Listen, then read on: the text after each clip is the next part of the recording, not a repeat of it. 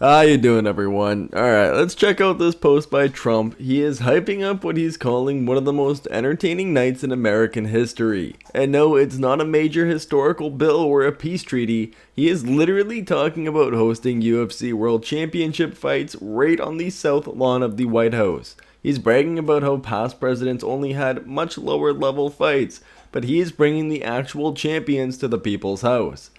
Then, right after hosting a literal cage match in the backyard, he says he's jetting off to the G7 summit in France. It's just peak Trump.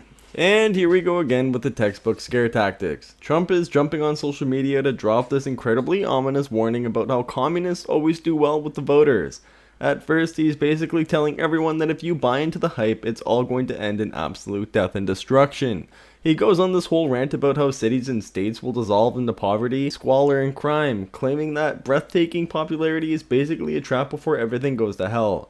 It's exactly what he does, taking a massive, vague political buzzword, cranking the fear up to 10, and trying to convince everyone that the total societal collapse is just around the corner if they don't vote for him. And now we've also got Trump handing out endorsements, and this time he's congratulating Steve Hilton for coming in first in the California vote for governor. He's doing that thing where he flatters the crowd, saying if Californians are smart, they'll put Steve in the governor's mansion and watch the state turn around instantly. He calls Hilton a hard-driving winner and promises that the federal government is going to be right there to back him up. It's just a classic Trump branding. If you're on his team, you're automatically a winner who can fix a whole state quickly.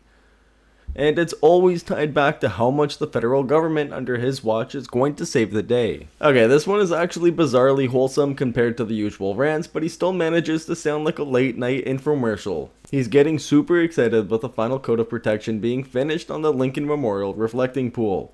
He's tracking the exact time, 4 p.m. today, and I love how he talks about sandblasting the paths like he's a proud project manager. But then, of course, he has to throw in a massive fact-checked heavy claim saying that this is the first time since 1922 that the pool has actually worked wonderfully.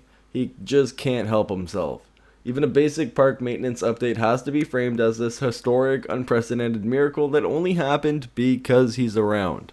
Brace yourselves for this last one because it's an absolute train wreck of a paragraph where he just crams every single grievance into one spot. He starts off praising JD Vance for hunting down fraud and claiming that they're finding billions of dollars that could magically balance the budget and cut taxes. Then the wheels completely come off. He starts calling them Democrats, accuses them of being in on the act, and then for absolutely no reason pivots into a massive laundry list of culture war talking points. In the exact same breath, he connects budget fraud to men playing in women's sports and mail-in ballots. It's just wild, rapid-fire paranoia designed to hit every single anger button his base all has at once.